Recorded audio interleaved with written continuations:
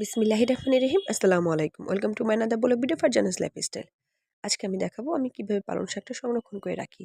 এই পালং শাকটা কিন্তু ছোট বড় সবার জন্য বেশ উপকারী আর প্রচুর পরিমাণ ভিটামিন আয়রনে ভরপুর। এভাবে সংরক্ষণ করে রাখলে যে কোনো সময় এটাকে ব্যবহার করা যায়। আজকে আমি দুইভাবে পালং শাক সংরক্ষণ দেখাবো। এর জন্য প্রথমে একটি চপার আর বোর্ড নিয়ে নিয়েছি, আর এখানে আমি কিছু পালং শাক ভালো করে পরিষ্কার করে ধুয়ে পানি ঝরিয়ে নিয়েছি। এবার এখান থেকে কিছু পরিমাণ শাক আমি নিয়ে একটু বড় করে কেটে নিব, বিকজ এই শাকটা আমাদের নিজেদের প্রয়োজনে প্লাস আমার বাচ্চা যখন খিচুড়ি রান্না করবো দুটোতে যাতে ইউজ করতে পারি।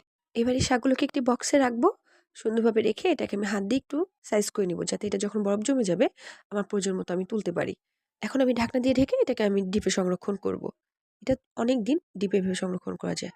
আমি আমার নেক্সট স্টেপে চলে যাচ্ছি। এজন্য আবার কিছু পালং শাক নিলাম, আর এই শাকগুলোকে আমি একদম ছোট ছোট কুচি কুচি করে কাটবো, বিকজ এই শাকটা আমি ইউজ করবো শুধুমাত্র আমার বেবির জন্য।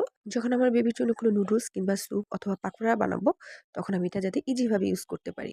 এখন এই শাকগুলোকে আমি আইস বক্সে ঢাকনা দিয়ে ঢেকে রেখে দিব। আমার যখন যেটুকু প্রয়োজন হবে আমার বেবির খাবার আমি ইউজ করব। এভাবে সংরক্ষণ করে রাখলে যখন শাকের সিজন থাকবে না তখনও ইউজ করা যাবে। সো কেমন লাগলো ভিডিওটি অবশ্যই কিন্তু কমেন্টসে জানাবেন। ভালো থাকবেন। আল্লাহ হাফেজ।